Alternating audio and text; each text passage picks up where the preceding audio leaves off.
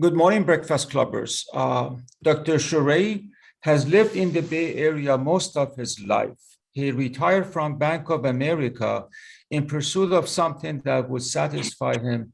So he joined the United Nations. Dr. Sharei, whose specialization is public international law and UN Charter, is the founding executive director and president of Center for United Nations Constitutional Research. And I think he goes by CUNCR.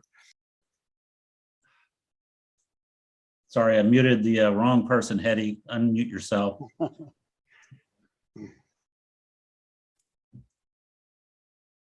Did you hear anything or? Yeah, we did. Go ahead. Finish.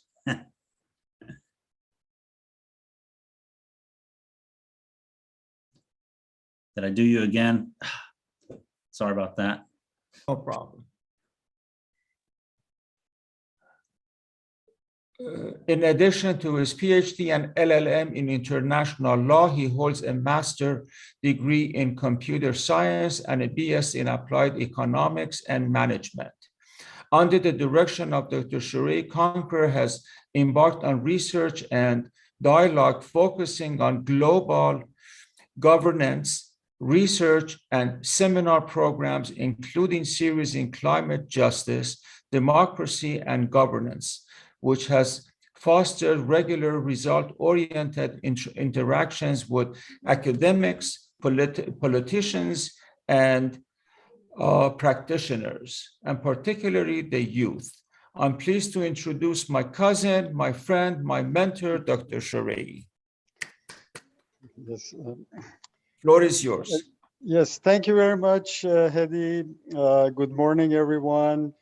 I'm right now in the mountains or the hills in between Alameda County and Contra Costa. And to make a correction, actually, I've lived most of my life traveling in different countries and working in different countries, but always loved the Bay Area and back and forth with Bay Area. Today's presentation is going to be actually in two parts. One is climate governance and the San Francisco promise. I'm going to tell you about that, of letting we the peoples govern the world.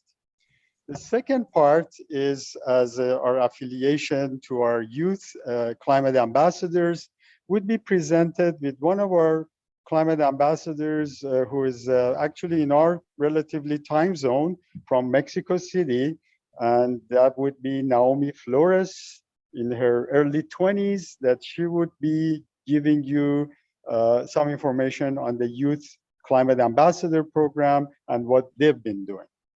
So thank you again, Hedy, for your kind introduction, and dear fellow world citizens. I'm sure you're all experts in domestic policies, politics, and know how you are governed very well. But allow me to test your information on global governance. And I'm going to need help from Hedy, someone else, or Naomi to sort of keep an approximate count. I'm going to ask 3 questions. Then during the Q&A, we can go over them if needed, but our presentation somehow addresses those 3 questions. How many of you think that the United Nations General Assembly is a world parliament, that it can decide or pass legislation? You can raise your hands or the thumbs up, or yeah, but if someone can hold the count, that would be great. I'll go to the next question. How many of you think the UN environmental program called UNEP or World Health Organization, WHO, which these past couple of years we hear a lot about, are world regulatory agencies that can set rules for the rest of us, which we have to follow in our respective countries? Again, raise your hands, those who agree. And I guess those who disagree, we have to also ask them. So those who agree, please raise your hands or thumbs up. Those who disagree can do the same. And of course, abstentions, they don't have to do anything. Third question, how many of you think that the World Court in The Hague, ICJ, or the International Criminal Court, which is also in The Hague, can prosecute environmental crimes, whether the perpetrator is a nation, a corporation, or an individual? So again, those who think the answer is yes, raise your hands. And those that think it's nay, raise your hands. And abstentions, they don't have to do anything. So if you get some approximate count on that, that would be helpful. In general, have you ever asked yourself who really rules our world? Is it the United Nations? The United Nations was created to maintain peace and security right here in San Francisco in 1945. The Security Council and its permanent 5 members, which is Russia, China, US, UK, and France, were given supranational and extraordinary powers to make sure that the conflicts are resolved peacefully and there are no wars.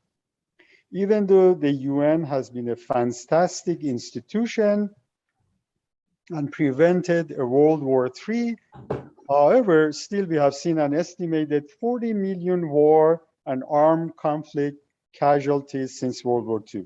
From the Korean and the Vietnam War to the recent Syrian and Afghanistan conflicts and possibly in Ukraine again, not counting other injuries to our lives and economic damage. Imagine all that tens of trillions of dollars over these years spent on war preparations if it was instead spent to fight coronaviruses, the different types, climate change, extreme poverty, better human rights, illiteracy, we would still have hundreds of billions left as peace dividends to reach our goals on climate change and sustainable development and other global goals. Just imagine. Yes, just imagine the potentials in terms of resource reallocations from wars and war preparations to raising our standards of living, sustain our health and the environment. Yeah, that would have been great. In Martin Luther King's terms, oh, what a dream.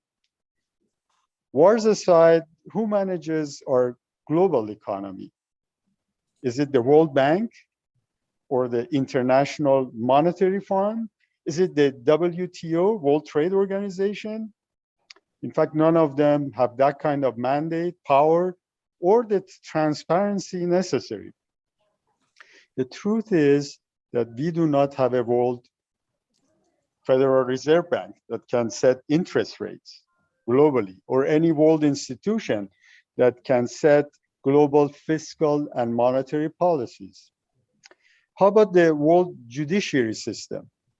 Well, the so-called World Court, the ICJ in Hague, lacks compulsory jurisdiction, and it only handles cases where they are voluntarily submitted by states. Therefore, a perpetrator state, for example, in the environmental cases, can refuse to go to the court, which we had similar, Brazil fires. In cases of ICC, it only handles certain crimes and does not have universal jurisdiction, and ecocide and the environmental or health crimes is not in their competencies.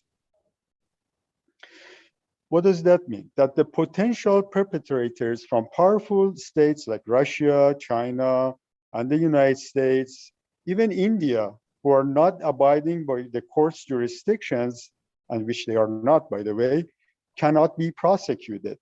And where there is enforcement for these international courts, where is the enforcement?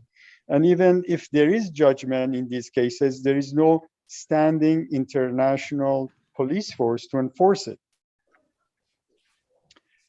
A more existential question we have is the climate emergency in our governance plate. The UN Framework Convention on the Climate Change, called UNFCCC, at its latest convention at COP26 in Glasgow, which was in November. And we had the opportunity to attend with our climate ambassadors. We had about 15 delegates, but as NGO, so we couldn't make any decisions.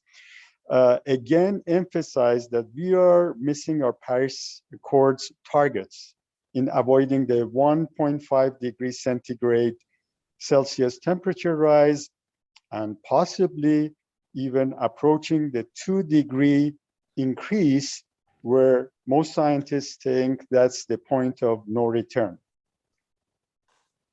So who is really responsible for our planetary governance? Is it the UN? Is it the member states?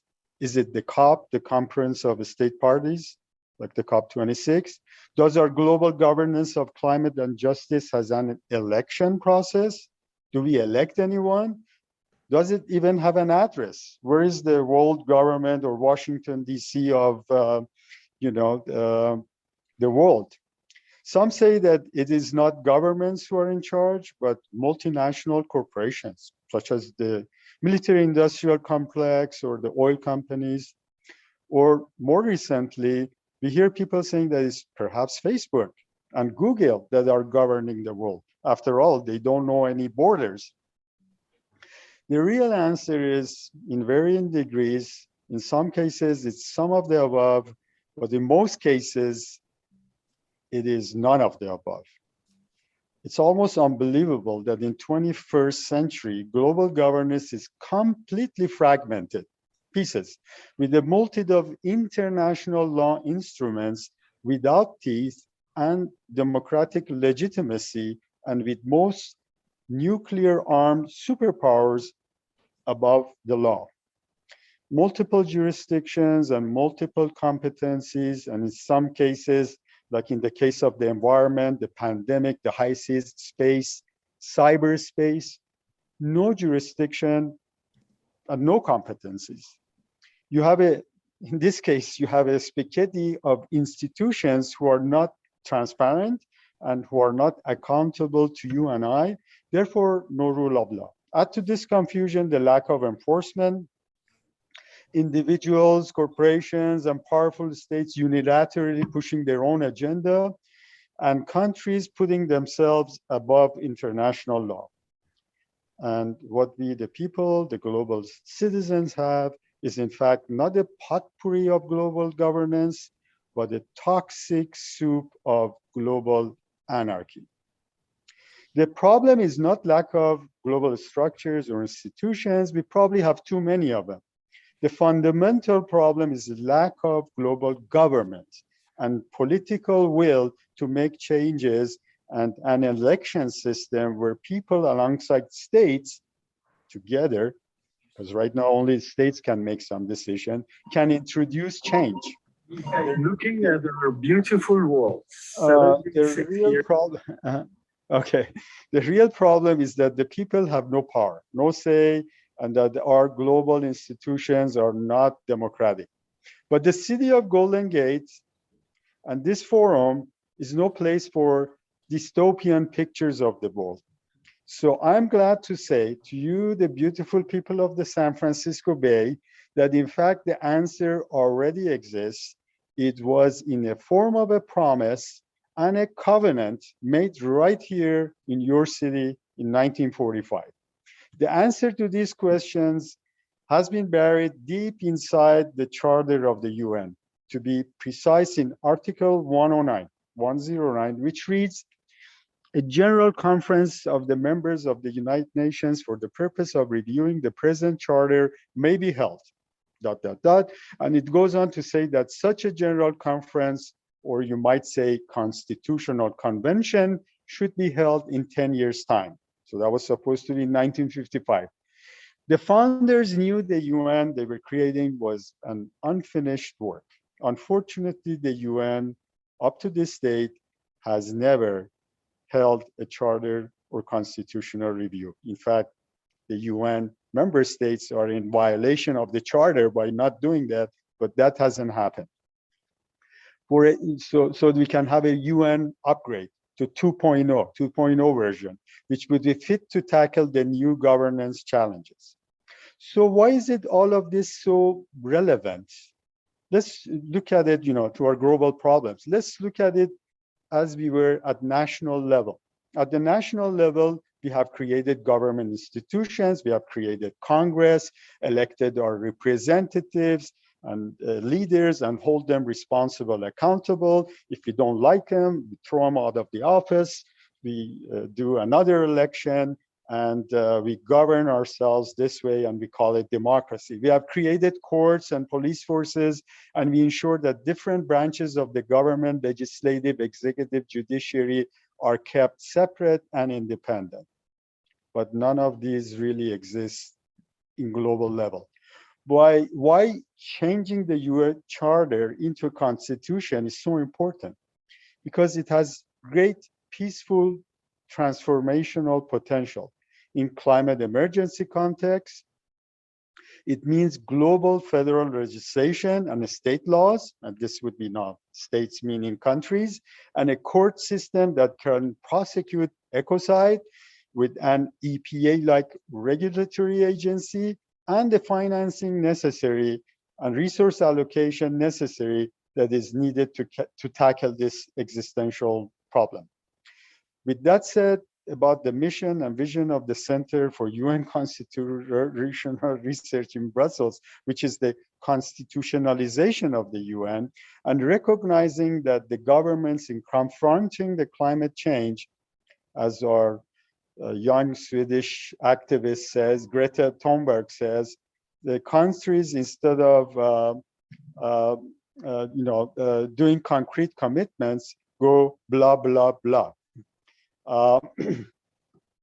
We are partnering at CUNCR with youth activists from around the world and have created our very successful Youth Climate Ambassador program. And this is only 2 years old. Now I turn to Naomi Flores, one of our YCAs who lives in Mexico City and was one of our CUNCR youth delegates to the COP26 climate conference, to tell us all about the Climate Ambassador program. After all, it will be the youth who inherit the earth and the legacy you and I leave behind. Thank you so much for having me. So if we can give the floor to Naomi Flores, are you there? Go ahead, Naomi, you can take over, unmute yourself. Yes, thank you. Hi, everyone. I actually create a slides presentation. So if someone can make me co-host so I can share with you. You are co-host. Okay, thank you. Because we have a lot of photos and I want to show that to you. It's here, okay.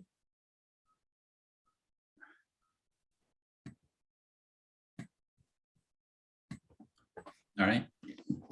Can you see? Yes. Okay.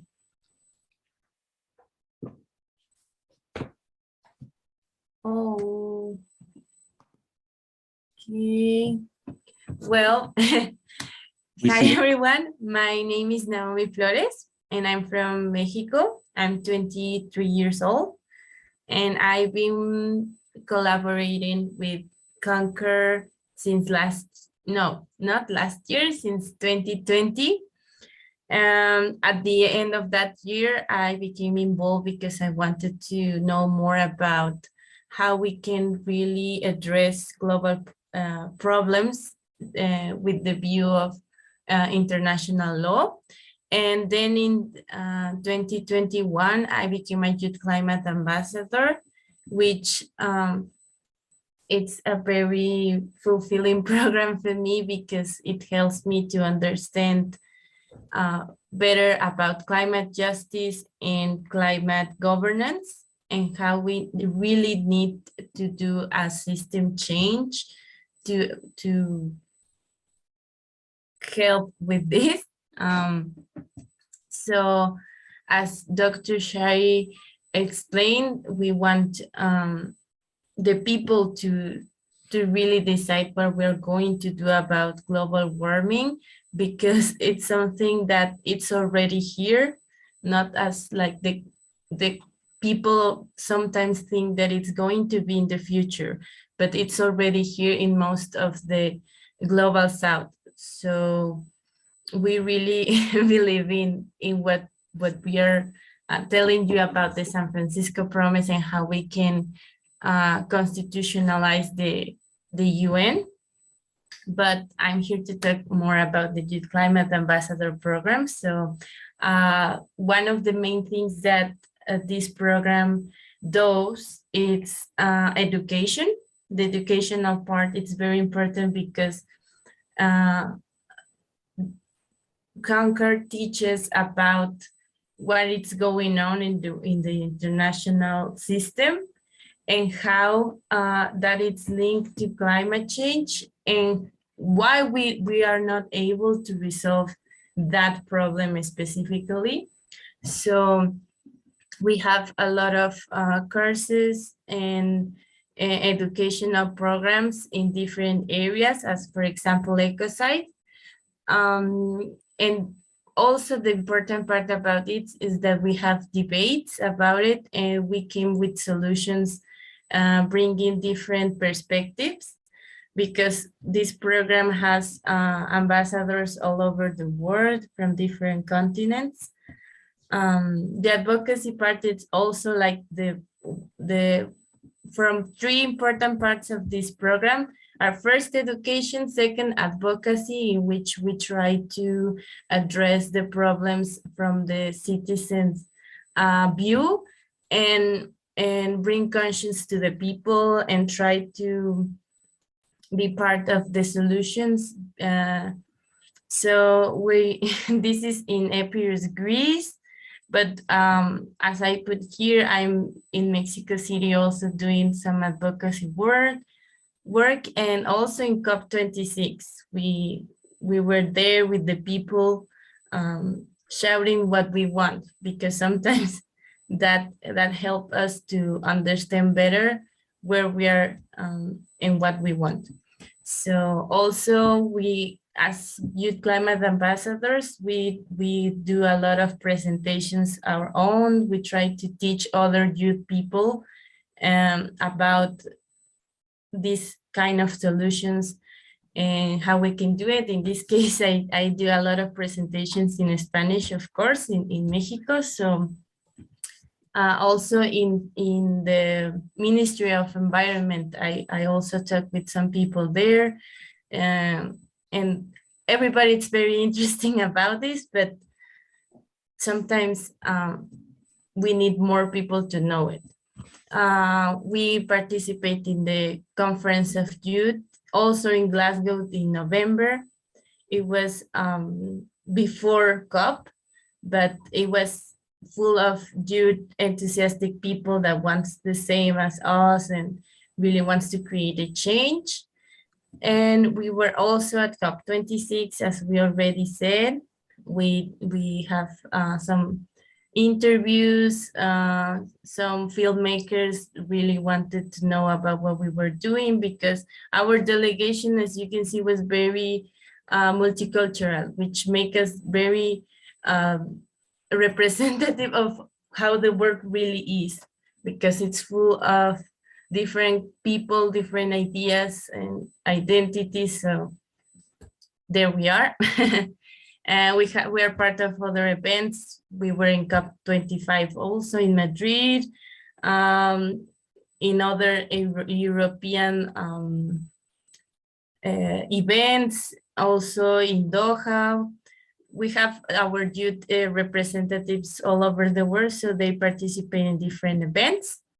And we have something very new, I think, and game-changing, that it's called the iGreen app, our reforestation program, that it's something that as youth climate ambassadors we wanted to create, so we can interfere and do something like this phrase I like, because it's addressing a global problem through local projects.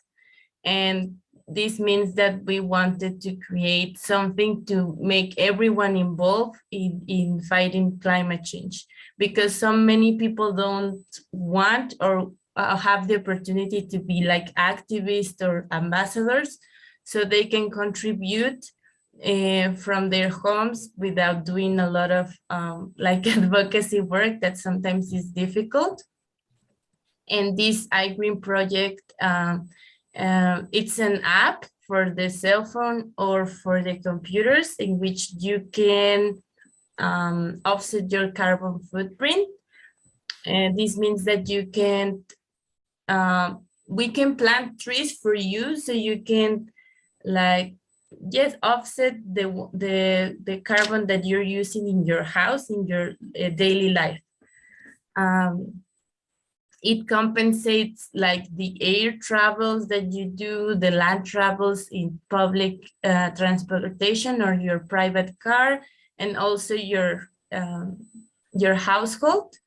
So it's very great. It's a great app because there's a lot of companies that can do offset, but this is not a company. This is a program that we do in which you, with your contribution, you are helping the youth to do not just normal reforestation projects, but local ones and with youth involved, with volunteers. So that's very important for us, also because we share the concepts and ideas of CUNCR in these reforestation projects, because we do also education in that project.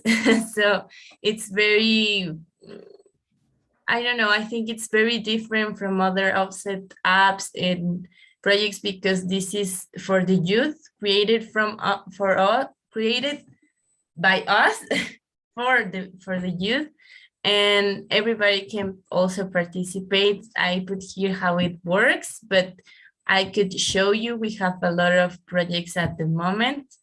One in Gambia and Cameroon, those in Africa, and we are looking for more partners there because we prefer to do it in the global south.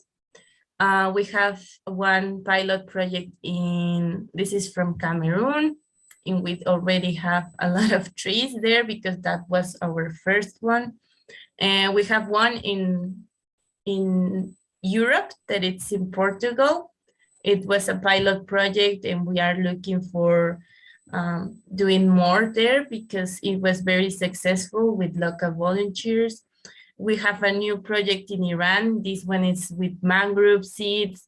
We're very excited because this was just in November. So we will have more photos by maybe next month to see how it's working, because mangroves is a very different thing than trees, but works very well. And we have also planning to have projects here in Latin America. So for that we need to prioritize how the app works and everything, but we have a great team of youth climate ambassadors working for that. These are CUNCR information, but I will share with you in the comments the app, and also this is not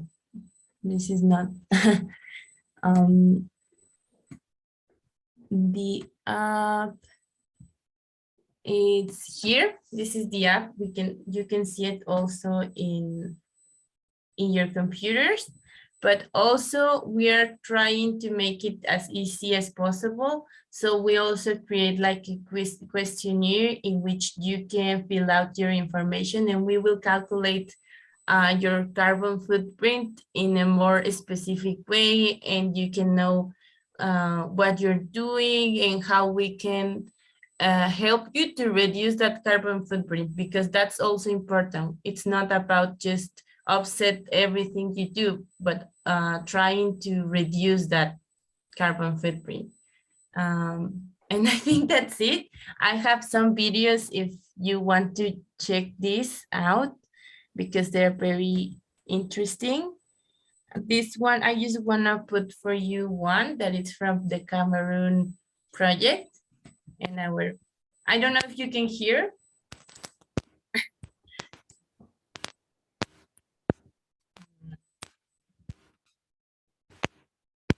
Yeah, probably won't be able to hear, but. Let's see.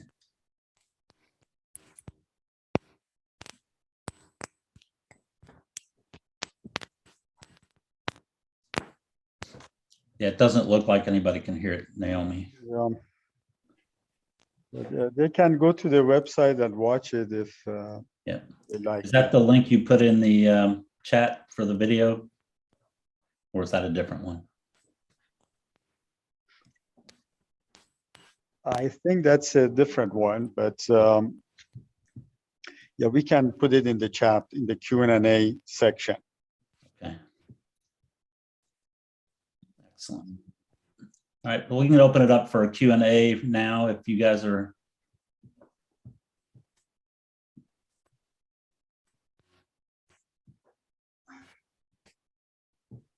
Yeah.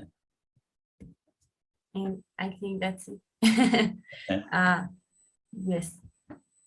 All right, so we can open it up for a question and answer now. If anybody has a question, raise your hand, either physically or with the raise hand option. Hetty, unmute. And don't forget to unmute yourself if you want to ask a question. How many countries are you working with your ambassadors? Well, you know, we had a summit in Brussels and Greece, and we counted from which different countries. It was about 37, including some sinking island states. We had from Vanuatu and one other island state, but we had 37 countries. And these are the centers that you actually plant trees for the purpose of offsetting the carbon footprint, or? No, they're basically very prominent climate activists who have joined us, and their primary purpose is advocacy, climate advocacy for, you know, their future. And they are, you know, all under age 35, most of them in their 20s. But we are doing projects in 4 places right now as far as the greening project. That's Cameroon, Gambia, Portugal, and recently Persian Gulf.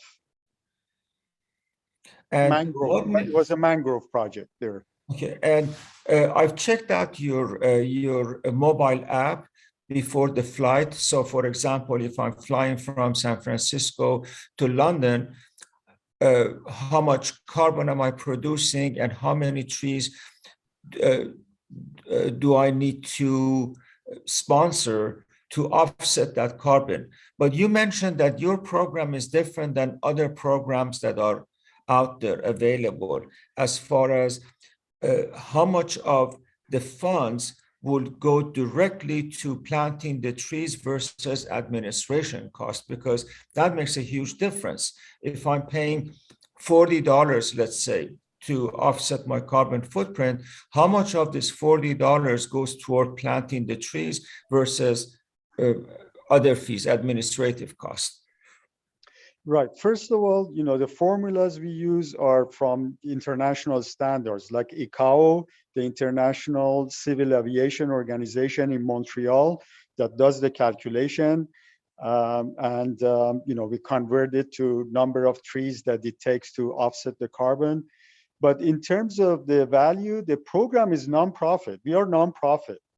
So, but since mostly it's done by volunteers in those communities, like in Gambia, our planting was cashew nuts, and it was in 72 villages, so they can even use the fruits. So the added value, I think, is really that it's a community project, it's a movement, it's a youth education. We teach them like climate science 101, you know, while they are planting, we give them lunch, and, you know, there is a little bit of talk about, not too much about politics, especially in some of those countries you can't, but about at least climate action and climate science. To be more specific, I don't think our administrative costs are more than like 10-15%. So the balance goes completely to the YCA program, the youth program, and planting of the trees. It's Very good. nature-based solutions, so it's not necessarily just trees like mangroves, of course, or some sort of trees, but it's nature-based solutions. Thank you. All right, next. Since we're talking about money here and everything seems to go back to money, and I'm sure that there's some way that people who are inclined to donate can donate, but will you talk a little bit about where does the money come from for all these good works? Right. So far, we have had co-founders, actually 3 of them from California, from Belgium, Switzerland, Germany.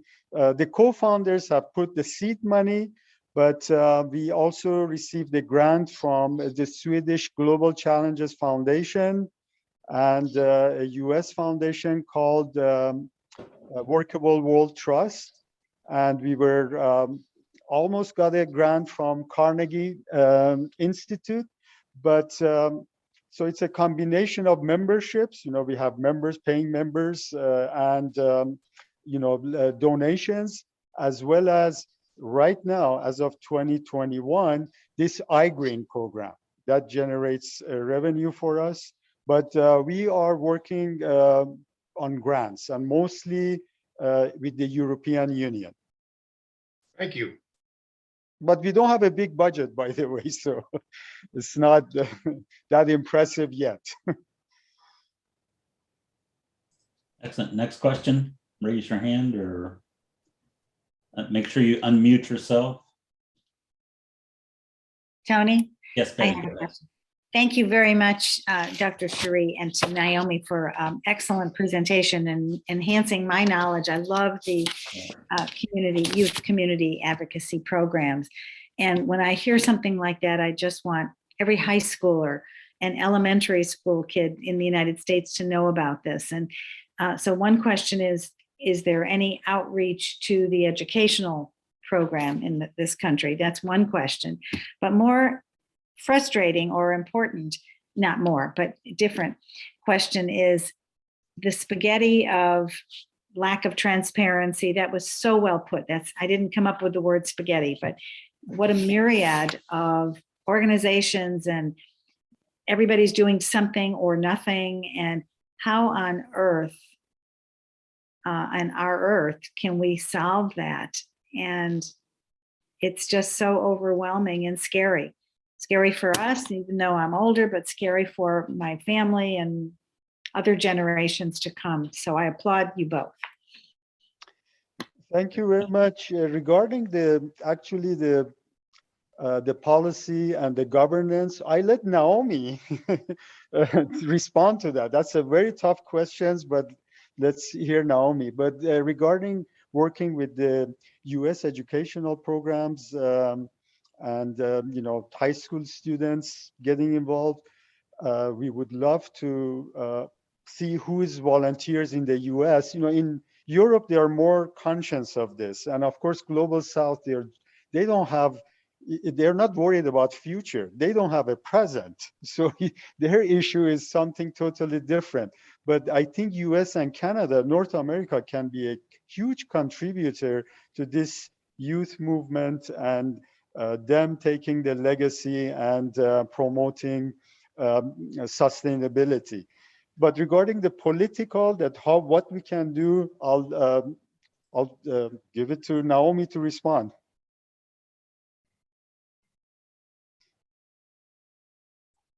What we can do about solving the global governance, okay, the global governance mess. That is very difficult, but I think with this kind of stuff, with more educational programs for youth people to know about this, because I think my generation is coming to be more conscious about all the global problems because of the connectivity that we have with the whole world. But sometimes they don't know that we have so many tools as global citizens. but we don't use it. We even in so many countries, we don't use our tools as national citizens, you know, we don't use our democratic tools. So we have to make people aware of what their own power, their personal power, but also in a more like game-changing way. I really believe with social media, we can have an opportunity to like make maybe a campaign or something that can involve like everyone, and we can be transparent about what we want and how we can do it, because sometimes a lot of people are scared when they hear something about like a global government or something like that, because they don't understand it. And I think that could be like a way to address that, but it's really challenging. But I think if we do it like together, it could be great. Thank you.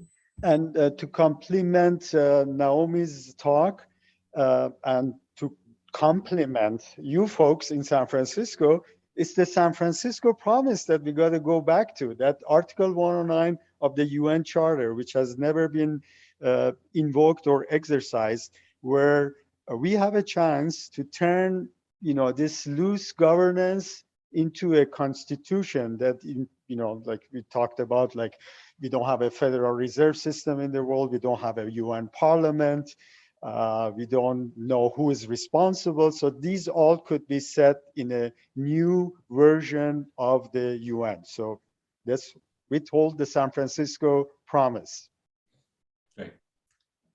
Okay. John Mathers, you had your hand up. Yeah, I love what you're doing. I think it's fabulous. So I'm chair of a group that has a network of 400 Rotary clubs in 75 countries around the world working on climate. And our club was the club that hosted the UN chartering in 1945. And my issue is that we've got thousands of NGOs that are working on climate.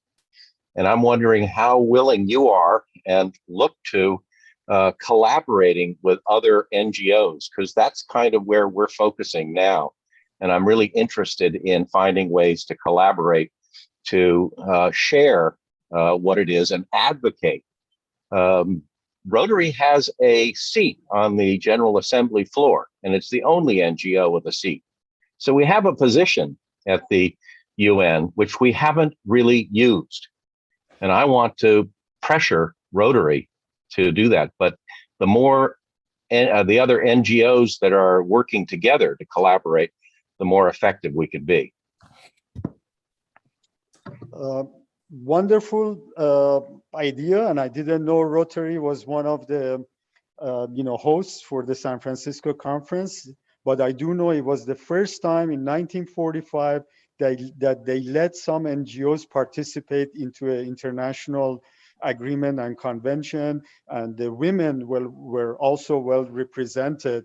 Not necessarily as delegates. There was only 4 signing delegates between like 400 people that could have signed, 4 ladies, but in terms of NGO participation, that was great news. Yeah, so let's, we can exchange our email, and let's, while I'm here and before I go back to Brussels, maybe we can arrange for a meeting and see how we can make these alliances work better. Yes, also in Mexico, with one of our partners that it's called Emerge, we did last year like 5 conferences with different Rotary clubs, actually, because as you say, they're very interesting in San Francisco Promise and all of that. So in Mexico, we're actually trying to share about this, but it will be great if also in the US we can collaborate with Rotary, and also about trying to connect with other organizations for climate action or the climate crisis. That's why we go to COP26. We try to go because we really wanted to connect with other organizations that maybe don't know this and they can use it also. So we have to have better communication with them, and maybe, as I said before, create a campaign or something that we can unite more organizations and make it like big. Wonderful. Great. Naomi has put links to the iGreen app in the chat if you want to go there and save those so that you can check those out. Please do so before the end of the meeting. Any other questions? Wonderful. Well, thank you so much. Let's give our speakers a great Golden Gate Breakfast Club round of applause. Thank you for being here, Naomi and Dr. Sharei. Appreciate that.